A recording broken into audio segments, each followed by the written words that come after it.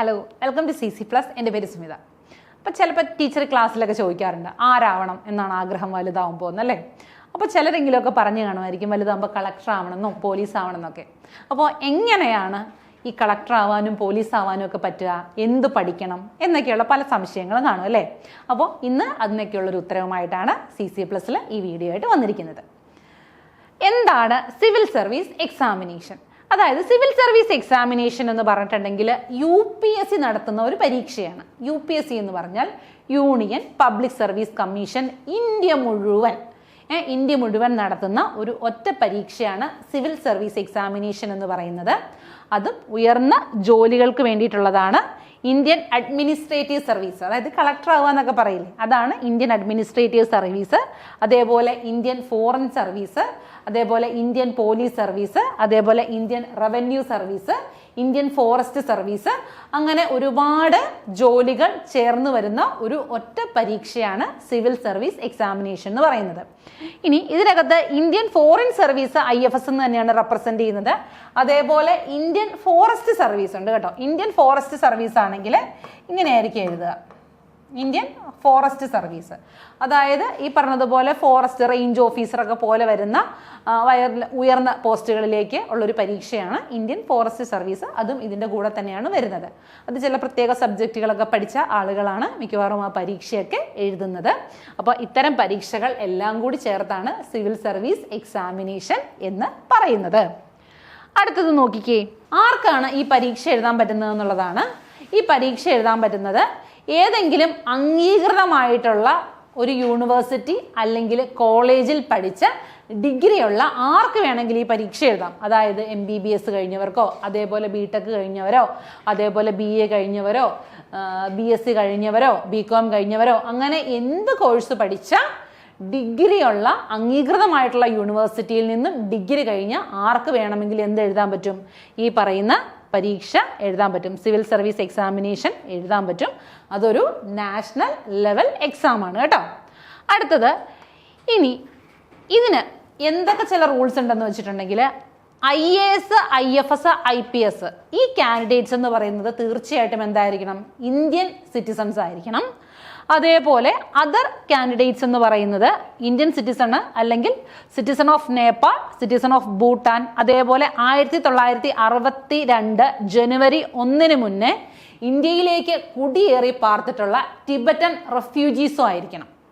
അപ്പോൾ ഇത്രയുമുള്ള ആളുകൾക്ക് മാത്രമാണ് എന്ത് ചെയ്യാൻ പറ്റുള്ളൂ? സിവിൽ സർവീസ് എക്സാമിനേഷൻ എഴുതാൻ പറ്റുള്ളൂ.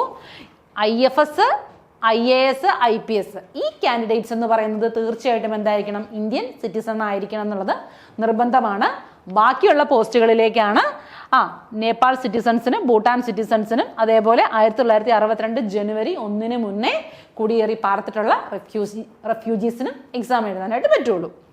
അടുത്ത് നോക്കിക്കേ, എത്ര വയസ്സ് വേണം എന്നുള്ളതാണ്. അതായത് 21 വയസ്സ് മുതൽ 32 വയസ്സിനുള്ളിലാണ് ഈ പരീക്ഷ എഴുതാവുന്നത്.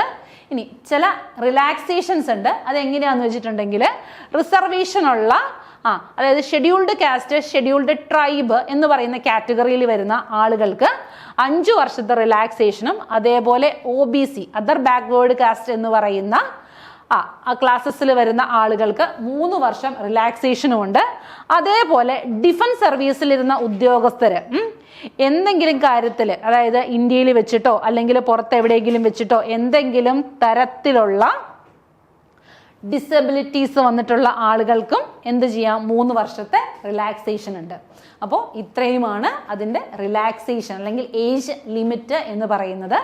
നോർമൽ ഏജ് ലിമിറ്റ് എന്ന് പറയുന്നത് 21 വയസ്സ് കഴിഞ്ഞവർക്ക് പരീക്ഷ എഴുതാം. 32 വയസ്സ് വരെയാണ് പരീക്ഷ എഴുതാനുള്ള കാലാവധി എന്ന് പറയുന്നത്. അടുത്തത്, ഈ സർവീസിനെ ഗ്രൂപ്പ് A സർവീസ് എന്നും ഗ്രൂപ്പ് B സർവീസ് എന്നും തിരിച്ചിട്ടുണ്ട്. അതായത് ഗ്രൂപ്പ് A സർവീസ് എന്ന് പറയുന്നത് ഞാനിപ്പോൾ സ്ക്രീനിൽ കാണിച്ചിട്ടുള്ളതാണ്. ഗ്രൂപ്പ് A സർവീസസ് എന്ന് പറയുന്നത് Indian foreign service, audit and account service, Indian civil account service, corporate law service, defence account service, അങ്ങനെ ഒരുപാട് സർവീസസ് വരുന്നതെല്ലാം എന്താണ്? ഗ്രൂപ്പ് A സർവീസസിൻ്റെ കീഴിലാണ് വരുന്നത്. കണ്ടോ, ഇതെല്ലാം ഗ്രൂപ്പ് A സർവീസസ് ആണ്. ഈ ഗ്രൂപ്പ് B സർവീസസിൽ വരുന്നതാണ് ഈ പറയുന്നത് പോലെ armed forces headquarters civil service, അതേപോലെ DANICS and DANIPS, Pondicherry civil service and Pondicherry police service എന്ന് വിളിക്കുന്നത്. അതായത് ഈ ഡാനിക്സ് ആൻഡ് ഡാനിപ്സ് എന്ന് പറയുന്നത് എന്താന്ന് വെച്ചിട്ടുണ്ടെങ്കിൽ അതായത് യൂണിയൻ ടെറിട്ടറീസിൽ വരുന്ന സിവിൽ സർവീസും അതേപോലെ പോലീസ് സർവീസുമാണ് ഡാനിക്സ് ആൻഡ് ഡാനിപ്സ് എന്ന് പറയുന്നതിനകത്ത് വരുന്നത്. അപ്പം ഗ്രൂപ്പ് എയും ഗ്രൂപ്പ് ബിയുമായിട്ട് 2 കാറ്റഗറി ആയിട്ടുണ്ടെന്ന് മനസ്സിലാക്കുക. അടുത്ത നോക്കിക്കേ, ഏതൊക്കെ സ്റ്റേജസ് അല്ലേ, പെട്ടെന്ന് നമുക്കൊരു പരീക്ഷ എഴുതി ജയിക്കാനായിട്ട് പറ്റില്ല അല്ലേ. അപ്പം അതിന് വേണ്ടിയിട്ട് എന്താണ്, കണ്ടിന്യൂസ് ആയിട്ടുള്ള ട്രെയിനിങ് വേണം, കുറേ കാര്യങ്ങൾ പഠിക്കണം. ആദ്യം പ്രിലിംസ് എക്സാം എഴുതണം, പിന്നെ മെയിൻസ് എക്സാം എഴുതണം, അങ്ങനെ കുറേ കടമ്പകളുണ്ട്. അതെല്ലാം കഴിഞ്ഞ് ഫൈനലി ഒരു ഇൻ്റർവ്യൂവും കൂടെ അറ്റൻഡ് ചെയ്യുമ്പോഴാണ് എന്താവുന്നുള്ളൂ, എക്സാം കംപ്ലീറ്റ്ലി ക്ലിയർ ആയി എന്ന് പറയാൻ പറ്റുള്ളൂ. അപ്പോൾ ആദ്യം എന്ന് പറയുന്നത് പ്രിലിംസ് ആണ്. പ്രിലിംസിന് എന്താണ്, 2 പേപ്പേഴ്സാണ് എഴുതേണ്ടത്. പ്രിലിമിനറി എക്സാമിന് 2 പേപ്പറുകൾ മാത്രം എഴുതിയാൽ മതി. ഇനി പ്രിലിമിനറി എക്സാം കഴിഞ്ഞ് മെയിൻ എക്സാമിലേക്ക് വരുമ്പോൾ എത്ര പേപ്പർ എഴുതണം? 9 പേപ്പറാണ് എഴുതേണ്ടത് കേട്ടോ. 9 പേപ്പേഴ്സാണ് എഴുതേണ്ടത്, 9 പേപ്പേഴ്സാണ് എഴുതേണ്ടത്. അതിനകത്ത് 2 പേപ്പേഴ്സ് എന്തായിരിക്കും, ലാംഗ്വേജ് പേപ്പേഴ്സ് ആയിരിക്കണം. ലാംഗ്വേജ് പേപ്പേഴ്സ് ആയിരിക്കണം. അപ്പം ആ ലാംഗ്വേജ് പേപ്പേഴ്സ് എന്ത് ചെയ്താൽ മതി, ക്വാളിഫൈ ചെയ്താൽ മതി. പിന്നീട് വരുന്ന 7 പേപ്പേഴ്സിൻ്റെ മെറിറ്റ് ബേസ് ചെയ്തുകൊണ്ടായിരിക്കും. മെറിറ്റ് ബേസ് എന്ന് പറഞ്ഞാൽ അതിൻ്റെ മാർക്കിനെ ബേസ് ചെയ്തുകൊണ്ടായിരിക്കും എന്തുണ്ടാവുക, റാങ്ക് ലിസ്റ്റ് വരിക. അതിനുശേഷം ഒരു പേഴ്സണാലിറ്റി ടെസ്റ്റ്. പേഴ്സണാലിറ്റി ടെസ്റ്റ് എന്ന് പറയുന്നത് ഡയറക്റ്റ് ഇൻ്റർവ്യൂ ആണ്. അതിനെയാണ് പേഴ്സണാലിറ്റി ടെസ്റ്റ് എന്ന് പറയുക.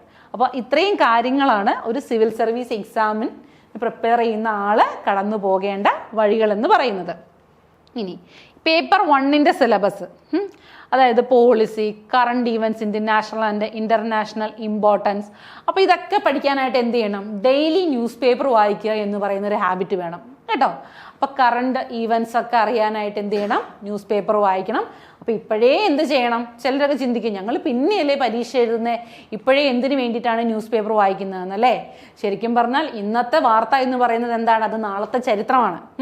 അപ്പോൾ അതുകൊണ്ട് തന്നെ ഡെയിലി ന്യൂസ് പേപ്പേഴ്സ് വായിക്കണം. ന്യൂസ് പേപ്പേഴ്സ് വായിക്കുക എന്ന് പറയുന്നത് എന്തായിട്ട് മാറണം, നിങ്ങളുടെ ഒരു ലൈഫ് റുട്ടീൻ്റെ ശീലമായിട്ട് മാറണം. അതേപോലെ Indian history, Indian national movements, Indian world geography, physical social economic geography of India and the world, ഇതൊക്കെയാണ് പേപ്പർ 1ൻ്റെ സിലബസ് എന്ന് പറയുന്നത്. പിന്നെ ജനറൽ സ്റ്റഡീസ് ആണ് പേപ്പർ 2 എന്ന് പറയുന്നത്. Comprehension, interpersonal skills including communication skills, logical reasoning, analytical ability, decision making, problem solving, general mental ability. അപ്പോൾ ഇതൊക്കെയാണ് വരുന്നത് അല്ലേ. അപ്പോൾ ഒരുപാട് കാര്യങ്ങൾ പഠിക്കാനുണ്ട്, ഒരുപാട് കാര്യങ്ങളിൽ ട്രെയിൻഡ് ആവാനും ഒക്കെ ഉണ്ട്. അപ്പം ഞാൻ ഒരു ലേറ്റസ്റ്റ് ആയിട്ടുണ്ടായ ഒരു കറണ്ട് അഫെയർ ആണ് ഇവിടെ പറയുന്നത്. ഈ ക്വസ്റ്റ്യൻ നോക്കിക്കേ, ലേറ്റസ്റ്റ് ആയിട്ടുണ്ടായ ഒരു കറണ്ട് അഫെയർ ആണേ. അടുത്തിടെ മെഴുകിൽ പ്രവർത്തിക്കുന്ന റോക്കറ്റ് വിജയകരമായി വിക്ഷേപിച്ച രാജ്യം ആരാണെന്നാണ്, ജർമ്മനിയാണ്. ജർമ്മൻ കമ്പനി ആയിട്ടുള്ള ഹൈ ഇമ്പൾസ് ആണ് മെഴുകുപയോഗിച്ച് പ്രവർത്തിക്കുന്ന റോക്കറ്റ് വിജയകരമായിട്ട് വിക്ഷേപിച്ചത്. 250 കിലോഗ്രാം വരെ ഭാരമുള്ള വസ്തുക്കളെ 250 കിലോമീറ്റർ ഉയരത്തിൽ എത്തിക്കാൻ കഴിയുന്ന റോക്കറ്റാണ് ജർമ്മനി വിക്ഷേപിച്ചത് കേട്ടോ. അപ്പോൾ ഒരു വാർത്താ പ്രാധാന്യം നേടിയൊരു വാർത്തയായിരുന്നു, ചിലരെങ്കിലുമൊക്കെ ശ്രദ്ധിച്ചു കാണുമായിരിക്കും. അപ്പോൾ ഇത്തരം നിങ്ങൾക്ക് ഏറ്റവും ഇൻഫർമേറ്റീവ് ആയിട്ടുള്ള ന്യൂസും കാര്യങ്ങളും എല്ലാം നമ്മളുടെ കറണ്ട് അഫേഴ്സ് ആയിട്ട് CC+ൻ്റെ യൂട്യൂബ് ചാനലിൽ വരുന്നുണ്ട്. അപ്പോൾ ചാനൽ സബ്സ്ക്രൈബ് ചെയ്ത് വെക്കുകയാണെങ്കിൽ നിങ്ങൾക്ക് ആ കറണ്ട് അഫയേഴ്സ് എല്ലാം കാണാൻ പറ്റും. അതേപോലെ സിവിൽ സർവീസ് ഫൗണ്ടേഷൻ്റെ 3 മാസത്തെ ബാച്ചസ് നമ്മൾ സ്റ്റാർട്ട് ചെയ്തിട്ടുണ്ട് കേട്ടോ. അപ്പോൾ നമ്മുടെ ബാച്ചസ് എല്ലാം സക്സസ്ഫുള്ളി റൺ ചെയ്തുകൊണ്ടിരിക്കുകയാണ്. അപ്പം നിങ്ങൾക്കും ഒരുപാട് കാര്യങ്ങൾ പഠിക്കാനുണ്ട് അല്ലേ. ഈ പറഞ്ഞതുപോലെ ഇന്ത്യൻ ഹിസ്റ്ററിയൊക്കെ പഠിച്ചു വെച്ചാൽ നിങ്ങൾക്ക് വളരെ യൂസ്ഫുൾ ആയിട്ടുള്ള സാധനമാണ്, അതിനൊരിക്കലും മാറ്റം വരുന്നില്ല. അതേപോലെ നിങ്ങളെ ന്യൂസ് പേപ്പർ റീഡിങ് പഠിപ്പിക്കും, കോംപ്രഹെൻഷൻ പഠിപ്പിക്കും, അനലിറ്റിക്കൽ എബിലിറ്റി പഠിപ്പിക്കും. അങ്ങനെ നിങ്ങൾക്ക് യൂസ്ഫുൾ ആയിട്ടുള്ള ഒരുപാട് കാര്യങ്ങൾ നിങ്ങൾക്ക് പഠിക്കാൻ പറ്റും. അത് നിങ്ങൾക്ക് ഇപ്പോഴത്തേക്ക് മാത്രമല്ല, നിങ്ങൾക്ക് ലൈഫ് ലോങ് വളരെ യൂസ്ഫുൾ ആയിട്ടുള്ള കാര്യങ്ങളാണത്. അതുകൊണ്ട് തന്നെ നിങ്ങൾ ഈ ഒരു 3 മാസത്തെ കോഴ്സ് ഒരിക്കലും മിസ് ചെയ്യരുത്. നിങ്ങൾക്കൊരു ലൈഫ് ലോങ് അസറ്റ് തന്നെ ആയിരിക്കും. അപ്പോൾ അതുകൊണ്ട് കൂടുതൽ ന്യൂസസ് ഒക്കെ അറിയുന്നതിന് വേണ്ടിയിട്ട് ഈ ചാനൽ സബ്സ്ക്രൈബ് ചെയ്ത് വെച്ചോളൂ. നോട്ടിഫിക്കേഷൻ കിട്ടുന്നതിന് വേണ്ടിയിട്ട് ബെൽ ബട്ടൺ പ്രസ് ചെയ്തോളൂ കേട്ടോ. അപ്പോൾ thank you for watching this class.